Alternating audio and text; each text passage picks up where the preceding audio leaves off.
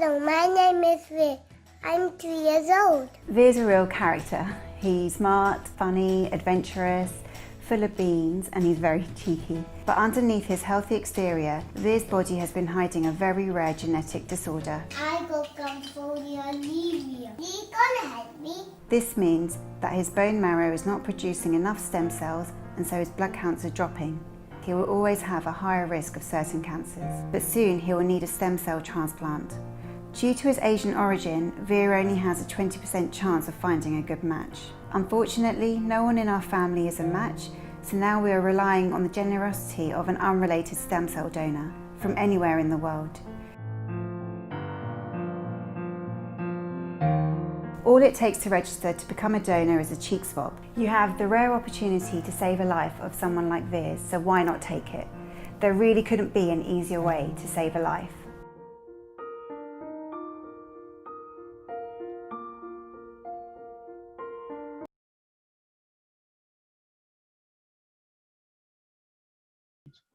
Thank you.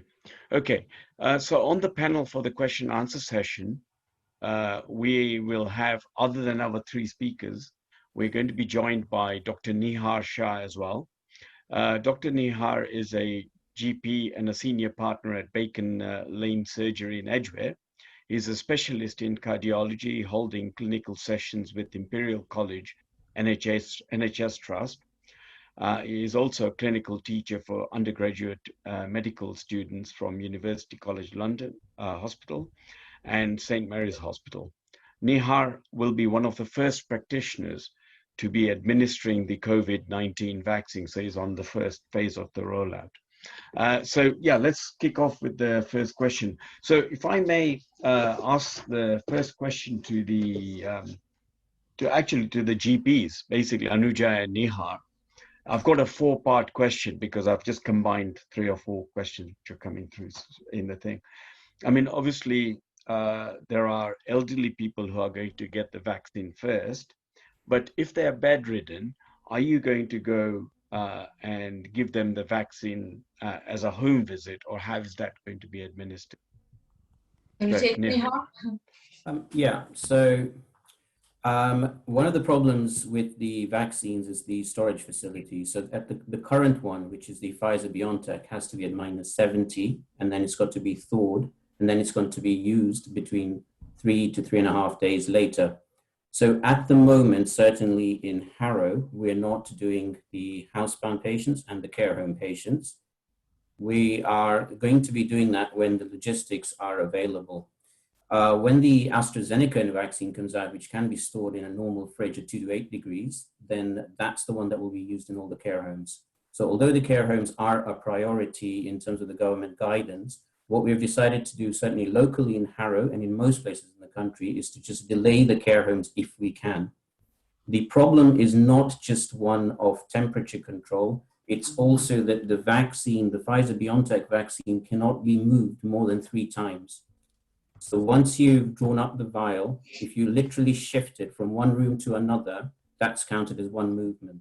So in a care home, unless everyone is put in the same room, you won't be able to move the vaccine around. So you can't go from bed to bed. So the ambulatory, the people who can walk in a care home may get done, but the people who are bedbound will not get done at the moment. Thank you. So the second part of the question, if obviously somebody is vulnerable and are entitled to get their vaccine, so they will get their vaccine, will their family members be able to get the vaccine, or do they go in that order of the chart that we saw before? Anuja? Yeah, they, as far as we know at the moment, they will not be priority, and they will have to go according to the list that the Joint Committee for Vaccines and Immunization have actually recommended. Okay, thank you. And final question from a vaccine administration perspective is the vaccine going to be available on a private basis? No, it is not going to be available on a private basis. This is only for NHS, and it's actually, as I mentioned on my presentation, it is only the priority groups at the moment. And as more and more vaccines become available, the idea is to vaccinate most people over the age of 16, but currently it is not available on a private basis. Thank you. So, Nirmal? Ramit, sorry, can I, Oh, so sorry. Yeah, sure. can I just mention that there are quite a lot of rumors going around that Boots as a chain will be able to vaccinate privately for £170 for the vaccine. That isn't true, but it is out there on YouTube, etc. Okay, thank you. Can I Nirmal? just also ask a Sorry, question which go. is relevant to these questions? One of the questions that has come up is, can you choose which vaccine to have? No, again, that is not something that you can choose. And it is, as I mentioned, as other vaccines arrive, it may be that certain groups of patients may have certain vaccines, but it's not something that you can choose. That's something that the Joint Committee will be recommending. Nihar, do you want to add to that? Yeah, just to say, officially, yes, you cannot choose, and we will not be able to choose. In fact, even a healthcare worker who will be on the front line won't be able to choose. To a certain extent, once new vaccines come out, you will know because of the thawing process which one you get. Essentially, the main problem is that the Pfizer-BioNTech one is an RNA vaccine. The Oxford one is a standard adenovirus vaccine, which which is more common, if you like, to the other vaccines that we've developed. And so I think a lot of people want to take the Oxford vaccine. At the moment, we won't have a choice. Mm-hmm. Thank you. Okay, Nirmal? Hi, I've got a couple of questions around who can take the vaccine and how do they know. So I'm just going to run them through. Firstly, persons had Bell's palsy a few times in the last 25 years. The last episode of this was 2 years ago. Is the vaccine safe for someone who's had that episode?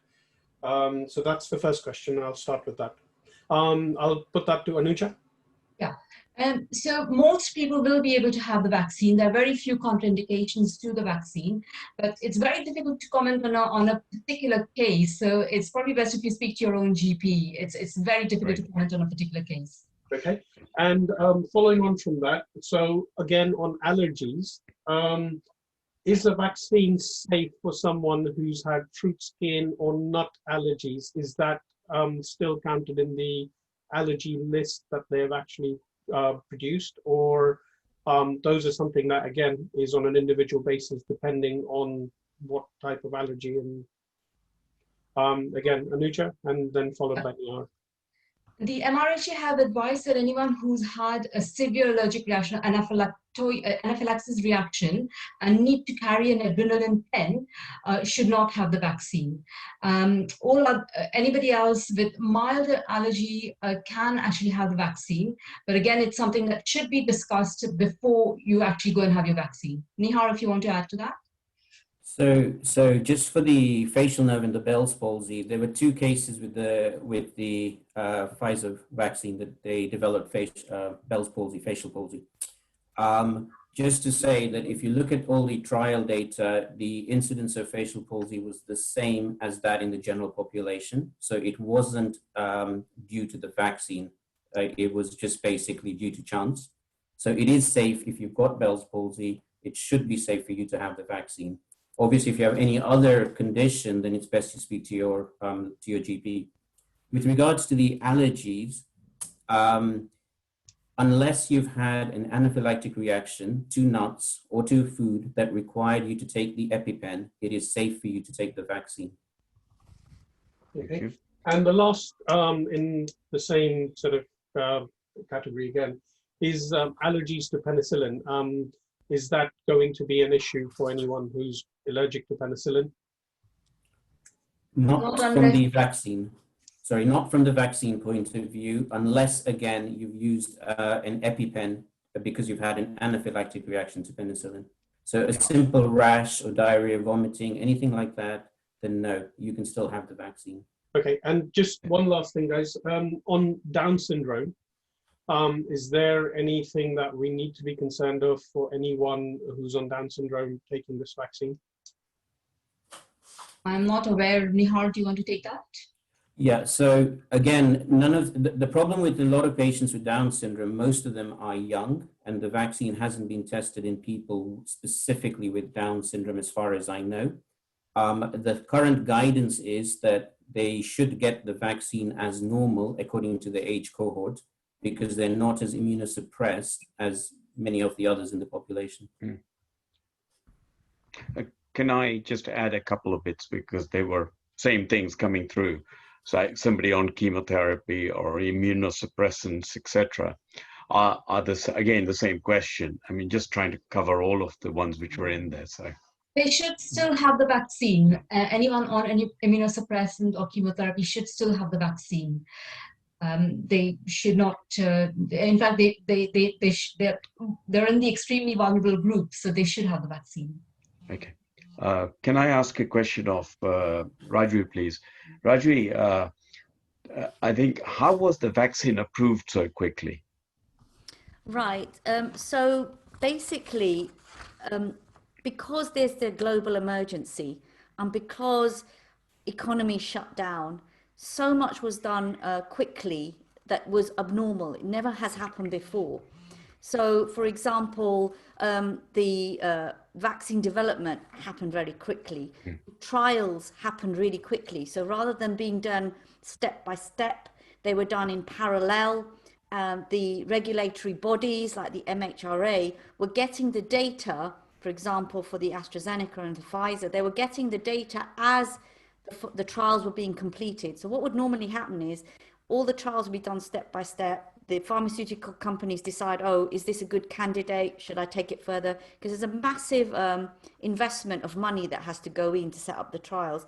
Then they do this big report and then it all gets submitted to the regulatory bodies. In this year for COVID, that has not happened. Every bit of data as it's come out has been sent to the regulatory bodies. They're actually looking at, I think there's 30 vaccines in development and they're looking at multiple applications. They've had to put aside all the other work that they were doing for COVID. And they've rushed this through because they realize if they take as long as it would take in a normal vaccine, so many more people are going to die. And the world needs to have some sort of something to counter the pandemic, because basically either we stay in lockdown or we find a cure, which there is none at all. There's no cure for this, or we get the vaccine. So basically people have moved mountains to make this happen. I should say this is not something that can be done for every vaccine going forward. It's just not possible to do it. But everyone has made exceptions for this year and for coronavirus. Okay. I'll just add. Sorry, I'll just add to that. I think one of the major factors. So this is an industry I work in, and one of the major factors has been technology as well. A lot of the capacity planning, the templating, and all of that was done by the technology providers for a lot of these organizations. So they had a lot of stuff run in parallel. Even before the actual material came to the technology providers, the templates and everything were ready for a lot of this work. And a global effort with all the advances in technology have also allowed for the actual report results and all of that to actually come through much more faster. And I would say the amount of money that's been poured in by governments, by foundations like the Gates Foundation, to support this. Normally that would not happen.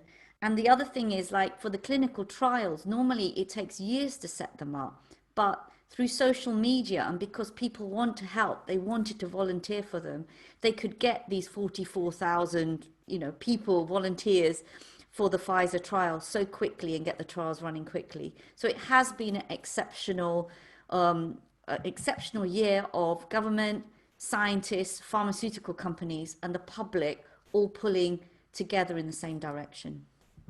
Okay, can I just ask a question that would actually be on everyone's mind? And I think that's the reason people are suspicious about this having been rolled out so quickly. Is it a case of corners being cut, or is it a case of people just moving very quickly to develop something? All the steps that would normally have to be taken, all the trials, the way the trials have been done, all the looking at the documents, that has all happened. The same amount of time for each of those things has happened, but some of them have been done at the same time in parallel. So rather than waiting for one thing to finish in the report, then it goes. So no corners have been cut. And the other thing I should say is, especially with the mRNA technology, people say it's really new, it's never been done before. However, looking at the technology and trying to design this technology to actually make this type of virus has been going on for 2 decades. There was a big paper out in 2018, it was a review actually saying the messenger RNA vaccines are this new technology of the future. So people have known about it and they've been working on it. They just hadn't got round to making their first vaccine.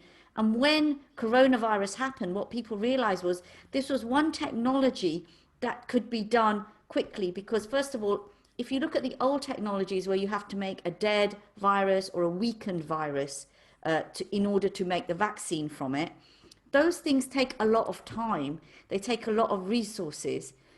To make an mRNA virus, once you sequence the viral DNA and you've got the sequence of the spike protein, you can just make it. It's a synthesized thing. You make it in the lab. So it's actually quick and cheap to make. But the technology then to deliver it into our bodies and for our bodies to become these vaccine factories is really elegant, and it's really beautifully done, and it's based on solid scientific research. So please don't feel, to everyone out there, that these corners have been cut. The only main information I would say we don't have is over the long term. So we don't have a year's worth of data as to how effective it is a year later.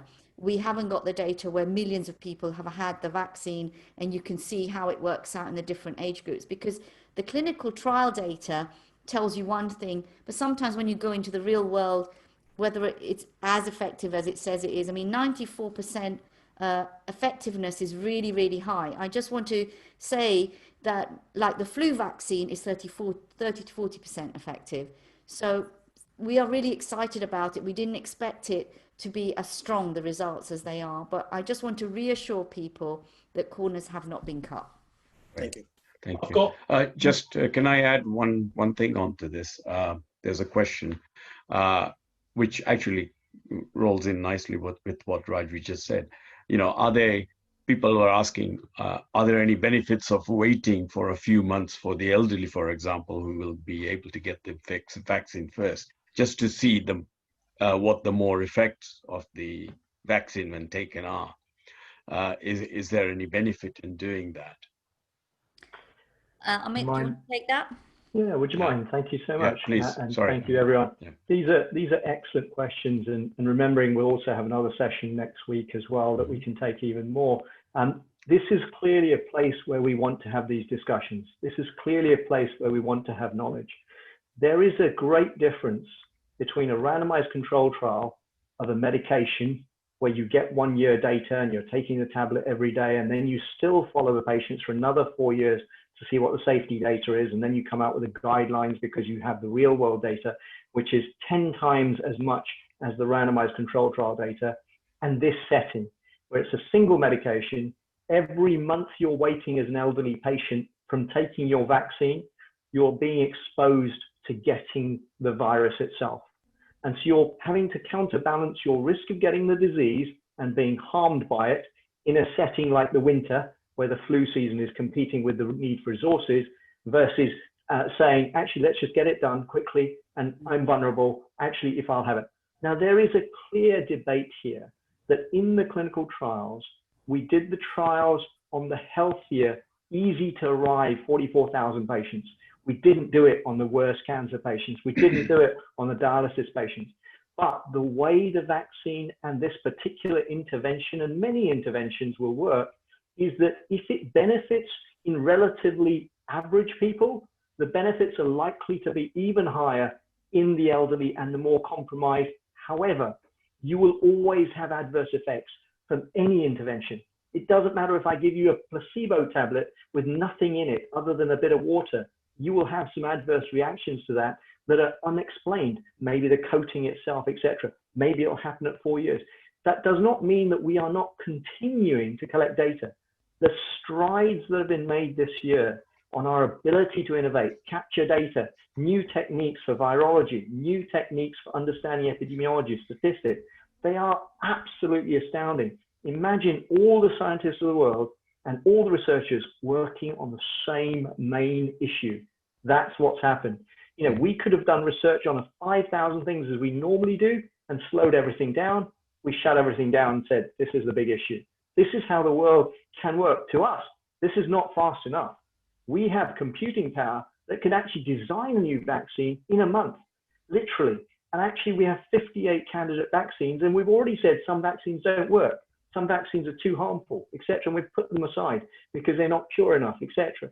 So there's a massive technology that's gained from this World War 19, as I've called it. But we don't want more casualties as we go along. We want to take the benefits of what we have today. Great, thank you. I've got one. Nirmal, go on.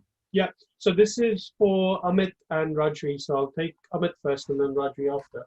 So if you are donating blood or platelets, will the vaccine have any, will having the vaccine have any issue with you donating those things? Amit first. Yeah, thanks so much. Again, there will be all of these sorts of interesting scenarios. I'm a blood donor, etc. I've just been vaccinated. Can I have that? Actually, what we're looking at is you've just been vaccinated. You'll have a second dose 21 days later. The efficacy of that is over the next 2 months that your risk of getting COVID then is less than 0.5%. So you're protected 99.5% of the time. But we don't know if you then are the correct person. So we would say, this is an unusual situation. We don't want you to donate blood because you may have the ability to transmit. So we would say NHS England will take each case in its, but anything unusual, we want to watch and wait and hold off. So I would say, no, you would wait until you've gone 2-3 months, etc. Okay. Rajvee, anything to add there? No, I think that's a good answer there. Okay.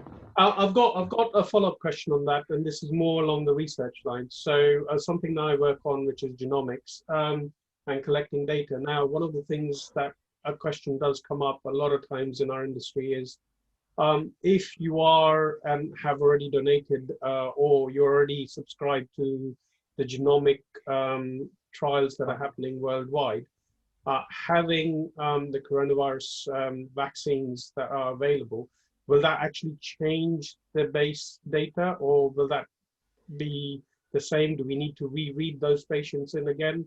On the contrary, you should have the vaccine because we want to know if we've actually improved your risk dramatically. Simple answer. Rajvee? Yeah, I can't see any reason why that would prevent data being collected for that project. Yeah, okay, so I've got one for Dr. Nuja and Dr. Nihar. Some GP surgeries may have refused to administer the vaccine due to staff shortages. So when people are patients of those surgeries, what should they do? So they, I know that the NHS have got other vaccine hubs which they're going to run. And so if your GP surgery or PCN, primary care network, is not running the service, you will be sent an invitation to make an appointment in one of those centers. Do you want to take it, Nihar? Yeah, so at this point, I'm just going to plug in what we're doing locally in Harrow. I think many of us on this call will be in Harrow or Harrow based. So Anuja, you're right in terms of, to answer the simple question, if the GP surgery doesn't do it, or as a primary care network you won't do it, there will be other sites. Harrow has got 30 GP surgeries. We've got 5 GP surgeries are collectively joined up to form a primary care network. So the primary care network that I'm part of, which is Harrow East Primary Care Network, is the first one in Harrow to start rolling this vaccine out. We have identified a site. There are 5 sites throughout Harrow, but the only one that has actually got approval at the moment is the Hive, which is on Cameras Avenue. We're getting the vaccine delivered this Tuesday. We're starting to go live from Tuesday. So Tuesday, Wednesday, Thursday, Friday is our first vaccinations. This is for the whole of Harrow. So centrally, you will be texted if you are eligible for the vaccine directly from your GP surgery, and you would have to make your way to the Hive. As more centers come up, and just as an example, one of the centers will be Byron Hall. There will be the Dementia Center. So those are the two next ones coming online. So you will be given a site to go to, and a time and a date, and that will be determined by your own general practice. So the vaccine is not going to be delivered in your own individual GP surgery. It will be at a central site. And the reason for a central site is because of the storage facilities. So until we get the AstraZeneca one, the Oxford one, we will not be able to maintain -70 storage in an ordinary GP surgery. And therefore it's got to be done at a site, taken to that site, thawed at that site, and then distributed, given to patients from that site. Nihar, meanwhile, you're still supporting the flu vaccine everywhere else, correct? Absolutely. Absolutely. So the flu vaccines are going to be done at the surgery itself, as per normal, and in the local pharmacists. And in fact, most pharmacies will be taking a greater burden of the flu vaccines because GPs and their staff will be staffing the wave 1 centers for the COVID. And do you need to leave a gap between flu vaccine and COVID vaccine? I'm sorry, I don't know. Yeah, 7 days. 7 days. You cannot 7 have the flu vaccine 7 days before or after the COVID vaccine. And that's just from a pure safety point of view. Sure. Same with other Just because- vaccinations. Yeah, just because we then can't determine if there were any side effects, which vaccine you had the side effects from. The other thing I'd like to add is, although we are running the vaccination program, we are still open for business. Yeah. Can I just add to this? Somebody asked about the flu vaccine. Does that help reduce the effects of COVID-19? That's one of the questions somebody had just asked, because they're obviously being asked to take that right now. So to answer that, I mean, it doesn't reduce the effect of COVID, it reduces your chances of death. So if you catch flu and COVID, you are you're much more susceptible to death or hospital admission requiring ventilation in ITU. So by taking the flu vaccine and kicking that out, you hopefully have a greater chance of success if you were unlucky enough to catch COVID. Yeah, thank you. Nirmal? I think we've lost Nirmal. Okay, can I just ask one more question before you go? I might just get this is my last question. In terms of vitamin supplements, Dr. Anuja and Nihar, I think you mentioned in your talk about vitamin D. Are there any other vitamin supplements that people should be taking? There is obviously healthy eating. I would advise. There is some evidence that selenium, and I think Ameet probably can tell you a little bit more about that. And zinc does help. Ameet, do you want to take that? Yeah. So thank you so much. I mean, we're all looking for natural ways to boost our immunity, and where we're collecting the data. So vitamin D is a place where we've done some small studies, and we haven't seen against COVID specifically.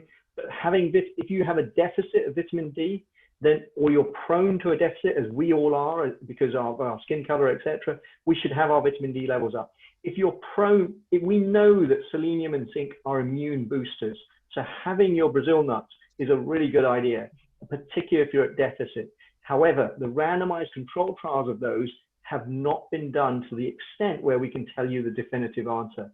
So it's just not profitable at the moment to do some of these studies, and it's confusing because we've got rather other important studies. So sure. I'd love to have that answer. I personally think there are great natural ways of looking after yourself like that. Great. Nirmal, can we keep this as yours as the last question, please, because we've now run over time. Yeah. I don't have any questions, Ramit. I'm done. Okay. Well, in which case, can I go to a close? Chetan, do you have one? Just one last question to re-emphasize a point which has already been covered by Rajvee in her talk. But I think this is something that is very, very crucial. Very short and simple answer. Are COVID-19 vaccines safe to take? And what are the side effects? The data that we have right now shows they are safe. People will always have some side effects. I mean, there are some minor side effects that you get, which are typical of many vaccines. So if you have an injection in your arm, you might be sore, you might be red, then you might get a headache or a slight fever. in a sense, that's just an indication that your immune system is also, working as well, because that's a sign of your immune system trying to fight whatever is being put in your arm and making antibodies and stuff. In terms of other more extreme reactions that we've heard about, the two that have been reported for the Pfizer vaccine, these are people that are known to actually have really extreme allergic reactions. They know that. They were carrying the EpiPens with them. I would say you have to weigh up the risk. Rather than say, is it safe to take the vaccine? I would say, do you feel safer not taking it? I don't. I wouldn't. I would say the more that people take their vaccines, the more that we can get back to our normal lives. I mean, it's still a way off. The only other way to control COVID is to have permanent lockdowns, and then avoid everyone, like be perpetually 2 meters away, don't have weddings, don't have parties. We are a social animal. We love to get together, especially, us Asians. We love meeting people. And for me, that is no way to live. So for me, the chance of getting COVID or my loved ones having COVID is much worse than any risk from the vaccine. And it's been shown to be really, really quite safe as vaccines go. Rajvee, can I add to that? One comment to that. Do you feel safe getting onto a plane to visit your relatives? The risk of you being harmed with an airplane flight is higher than the risk of harm from a vaccine. Just to contextualize that, Chetan. Yeah, and similarly, we all get in our cars and drive, but Absolutely. the risk from having a car accident when you get in a car and drive is higher than having an adverse reaction to a vaccine. And we make decisions. Remember the effects of long COVID that Ameet mentions. If you had COVID and long COVID, you'd be a lot worse off than having a vaccine. Okay. All right. Thank you. Thank you very much. Let me just close, please. On behalf of CAT8, I would really like to thank Dr. Ameet Bakhai, Dr. Rajvee Shah-Punatar, Dr. Anuja Shah, and Dr. Nihar Shah for a fantastic presentation and a Q&A session. Sorry we ran on a bit, but we did have a lot of questions. And I would also like to thank all those people who've come into the meeting today from all over the world. We've had a maximum number of people today for our session of 500. And so, we're very grateful for you to spend the time with us on a Sunday morning. So for your information, a similar talk is going to be held next week, which has been organized by the Navnath Vanik Association from 8 to 9:30 in the evening. And again, the speakers there include Dr. Ameet Bakhai and Dr. Rajvee Shah-Punatar. Finally, this webinar has been recorded and will be available to view on the CAT8 Facebook page and the YouTube pages in the next couple of days. We will try and get that out onto that. So please just take note of our page identities and just get in there, please. In a couple of days, you'll be able to see the whole session again. Thank you all for joining. Stay safe, be alert, and save lives. Thank you.